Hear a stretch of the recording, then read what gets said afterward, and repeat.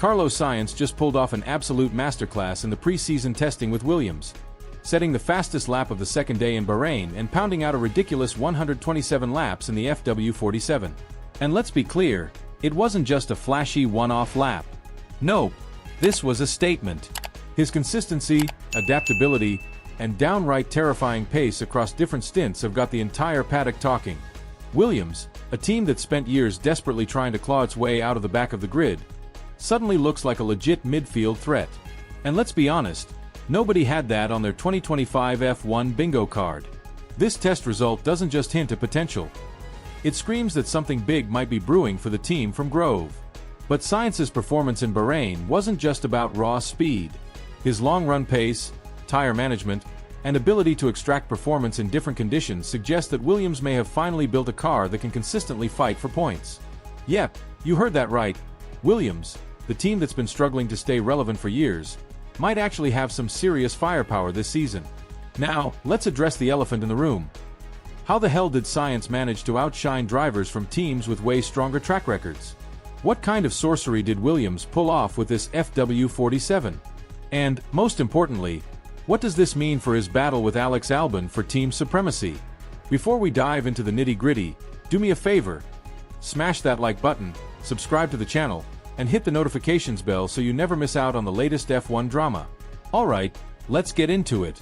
Pre-season testing isn't about setting the fastest lap, it's about gathering crucial data, fine-tuning setups, and figuring out where your car shines, or, you know, where it sucks. That's what makes Sainz's P1 time so damn impressive. It wasn't just a quick lap for the highlight reel. He backed it up with insane consistency across long stints. Key stats from Sainz's testing session. Fastest lap: 1 minute and 29.348 seconds. Laps completed: 127, that's nearly 2 full race distances. Gap to Lewis Hamilton's Ferrari: a laughably small 0.013 seconds. Strong pace across different tire compounds and fuel loads. Bottom line? This wasn't just a fluke. Sainz didn't just turn heads, he sent a damn shockwave through the paddock. And if Williams can carry this momentum into the season, the midfield battle just got a whole lot spicier. Numbers alone never tell the full damn story, and that's exactly the case with Sainz's jaw-dropping performance in testing. What makes his run truly mind-blowing isn't just the lap times. It's the way he kept that blistering speed while adapting to whatever the hell the track threw at him. At one point, things got a little spicy at the Bahrain International Circuit when a light drizzle rolled in, dropping track temperatures to a chilly 16.9 degrees Celsius.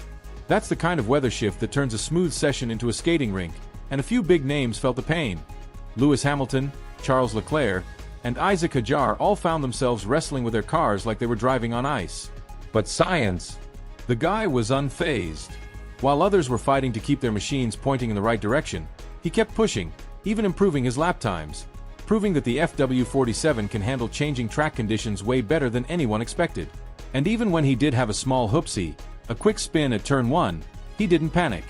No radio complaints, no whining.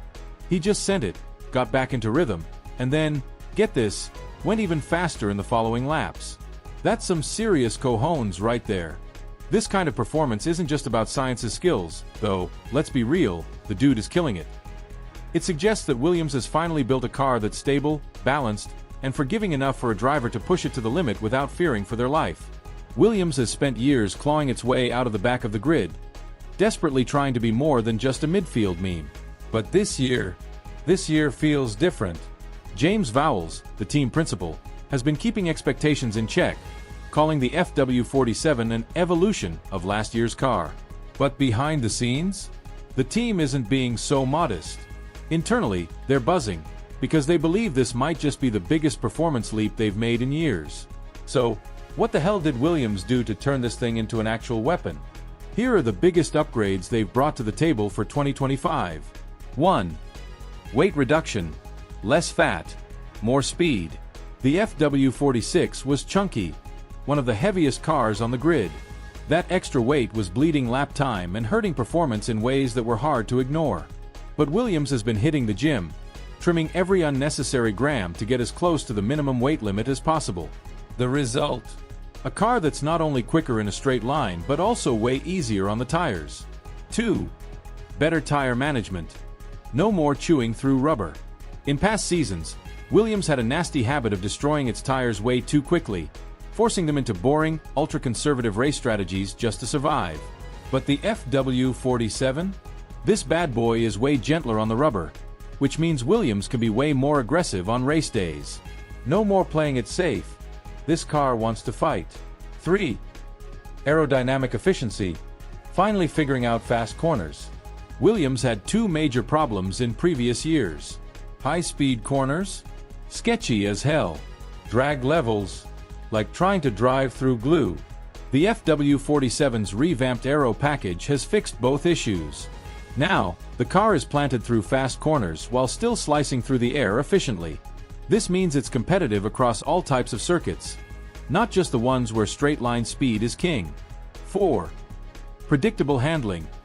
A car that doesn't try to kill you. One of the biggest compliments a driver can give a car is that it's predictable. And Science's immediate feedback? The FW47 is miles easier to drive than its predecessors. When a car behaves consistently, a driver can push harder without second-guessing whether the car will betray them mid-corner. That kind of confidence is a game-changer when it comes to extracting every ounce of performance. Bottom line, Williams might have just cracked the code this year. Science's performance wasn't a fluke, and if the FW47 is as good as it looks, this could be the season where Williams finally stops being an underdog and starts throwing some real punches in the midfield battle. And if you thought Williams was just here to make up the numbers, think again. This deadly cocktail of weight reduction, improved balance, and tire-friendly wizardry means Williams might be standing on the edge of a game-changing season. But let's not get ahead of ourselves. What does this really mean for 2025? Are we witnessing the rebirth of Williams as a regular points contender? Or is this just another preseason fever dream destined to crash and burn once the real racing starts? Let's be real. Science's mind-blowing test performance doesn't guarantee podiums. Hell, it doesn't even promise regular top 10 finishes. But what it does prove is that Williams is no longer the punching bag of the grid. This isn't just another year of rolling around at the back, hoping for a lucky safety car to sneak into the points. This time, they actually have some firepower. Why Williams might actually be the real deal in 2025. Several big-ass factors are working in their favor this season. More cash, baby. Their new title sponsor, Atlassian, has opened the floodgates of funding, meaning Williams finally has the budget to push through constant car upgrades and in-season development without having to sell their soul just to keep up. Science's Ferrari DNA. Bringing in a guy who's been molded in Maranello gives Williams a driver who knows what it takes to fight at the sharp end. He's seen how top teams operate, and he's not here just to make up the numbers. He's here to push this car to its goddamn limits. A drastically improved machine. The FW47 isn't just some half-baked upgrade of last year's car. It genuinely fixes some of Williams' most painful weaknesses: better weight distribution, smarter tire wear, and aero that actually works. If Williams can keep this momentum rolling, they could very well be mixing it up with Alpine, Aston Martin, and maybe even McLaren in the midfield. And let's not forget, this is Formula One. With unpredictable weather, chaotic safety cars, and bold strategy calls, it only takes one crazy race for a team like Williams to suddenly be fighting way higher up than anyone expected. But here's the catch. Can Williams keep up the development war? F1 isn't just about who has the best car in March. It's a never-ending arms race where teams constantly throw upgrades at their machines to stay ahead. The biggest question mark hanging over Williams is this: can they keep evolving the FW47 at the same pace as their rivals? Because let's be honest, starting strong is one thing, but if Williams gets out-developed by the bigger teams, they'll slowly slip back down the order by mid-season. The first few races will be crucial in proving whether Williams can actually sustain this form, or if this whole preseason hype train is about to derail spectacularly. The internal battle, Science versus Albon. Who runs the show? As if Williams didn't already have enough on their plate, there's now a brand new civil war brewing inside the team. Until now, Alex Albon has been the undisputed king at Williams. He's wiped the floor with every teammate they've thrown at him, single-handedly dragging the car into positions it had no business being in. But with Science storming into the team and immediately topping the timing sheets, that hierarchy might not last much longer. Science has already sent a message. He's not here to play second fiddle. He's extracted every ounce of performance from the FW47, and that could force Williams to start leaning more and more on his technical feedback for car development. If Science's insight starts shaping the team's upgrades, his voice gets louder, and Albon might suddenly find himself taking a back seat. Albon, on the other hand, is not the type to go down without a fight. If he doesn't want to risk being seen as the team's second driver, he's going to have to match or beat Science's pace. If not, he might just find himself pushed out of the spotlight, with Williams subtly shifting their focus towards Science as their main man. This internal battle could end up being one of the defining stories of Williams' 2025 season. If both drivers push each other to the absolute limit, the team wins. Faster development, stronger race results, and maybe even a few unexpected heroics. But if Science consistently leaves Albon in the dust, Williams might be forced to pick a side when it comes to race strategies, upgrades, and future planning. Williams' long road back to glory. Let's not forget, this team has spent years fighting just to stay afloat. Financial struggles, outdated facilities, and an endless run of gut-wrenching disappointment turned Williams from a legendary name into a backmarker meme. But now, there's finally a real glimmer of hope. The FW47 might not be a title challenger, but for the first time in a long-ass time, Williams doesn't look like a team just making up the numbers. They're here to fight.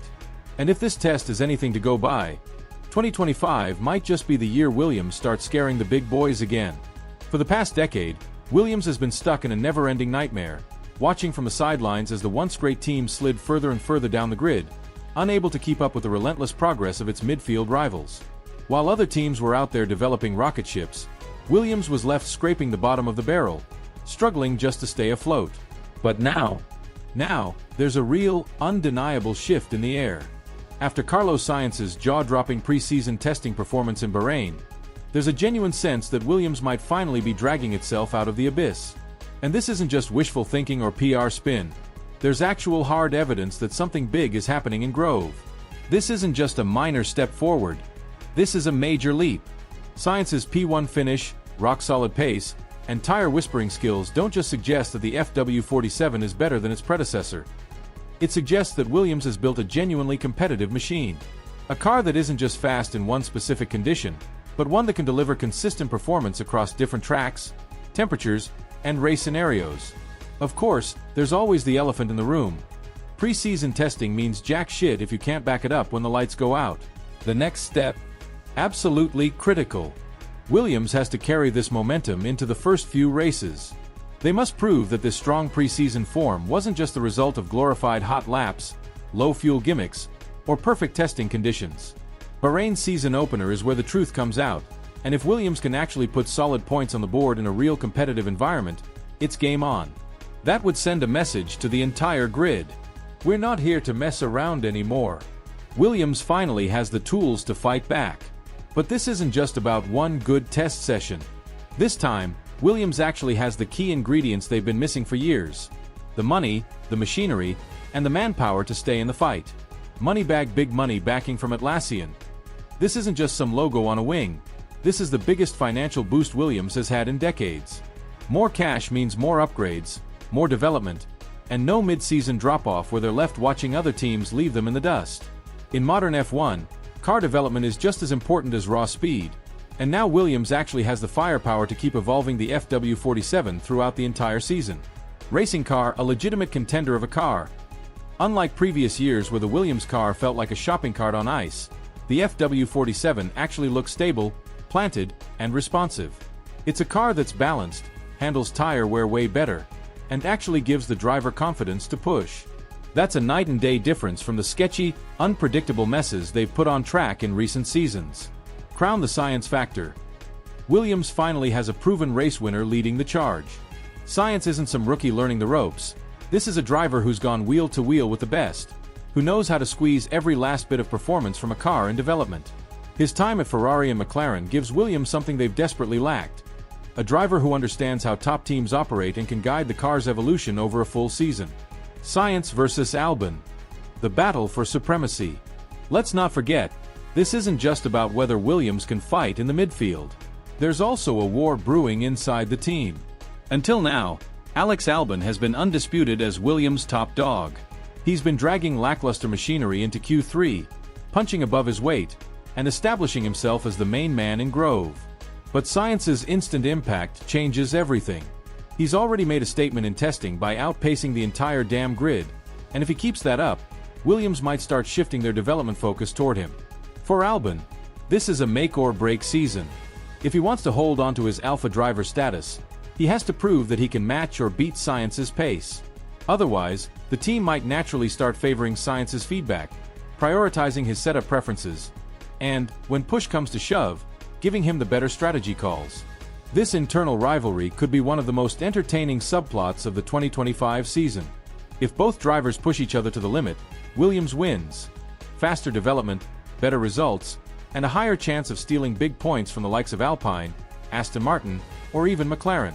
But if Science consistently outshines Albon, the team may have to make some tough calls. Who do they prioritize in strategy decisions? Who gets the new upgrades first? Do they eventually build the team around Science instead? Can Williams really pull this off? It's no secret. Williams has spent way too long being the underdog. The team that was once a dominant force in F1 became a grid filler, trapped in an endless cycle of financial struggles, outdated facilities, and underdeveloped cars that were about as competitive as a tricycle on a freeway. But now, there's finally a reason to believe. They have the funding to keep developing. They have a car that's actually competitive. They have a race-winning driver who knows how to develop a machine. If they can carry this momentum forward, 2025 might be the season where Williams stops being a meme and starts being a genuine midfield force. And if that happens, holy shit, we're in for one hell of a season. Meanwhile, Alex Albon, the man who has been the face of Williams' revival, suddenly finds himself staring down his biggest challenge yet. 4 years, he's been the undisputed leader of the team, the guy who dragged underwhelming cars into places they had no business being.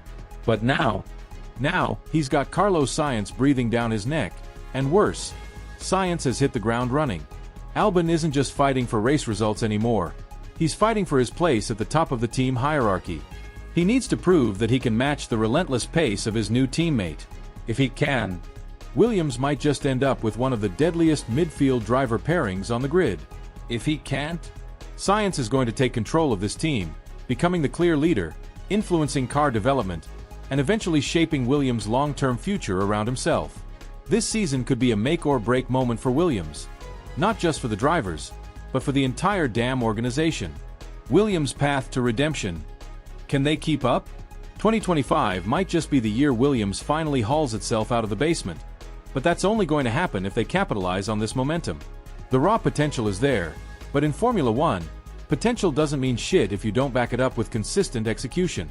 To stay competitive, Williams must take an aggressive approach to car development. The midfield arms race is brutal.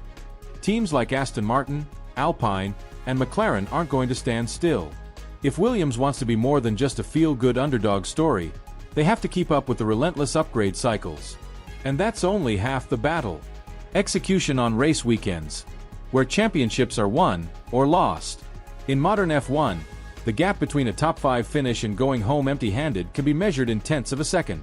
That's the razor-thin margin Williams has to navigate. Having a fast car is great, but it's worthless if they screw up race execution. That means nailing every strategy call. No more playing it safe with outdated, passive race strategies. Williams needs to be bold and opportunistic, especially in unpredictable races where big teams mess up. Perfect pit stops. A single slow tire change can be the difference between scoring big points and getting swallowed by the midfield pack. Racecraft that counts. Science and Albon will need to fight like hell on track, making every overtake stick and defending like their careers depend on it. A fork in the road. Williams' future hangs in the balance. So, here's the deal. Williams isn't just here to survive anymore. They're done being the paddock sympathy case. They've shown they're ready to fight. But fighting isn't enough. The next few months will determine whether they're on the path to becoming a serious midfield force or if they're just a slightly improved version of the Williams we've seen for the past decade. One thing's for sure, 2025 is going to be different. All eyes are now locked onto the season opener in Bahrain. This is the first real test. Will Science and Albon confirm that Williams is back in the game? Or will the merciless, cutthroat midfield chew them up and spit them out?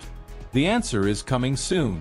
And trust me, this Williams comeback story is just getting started.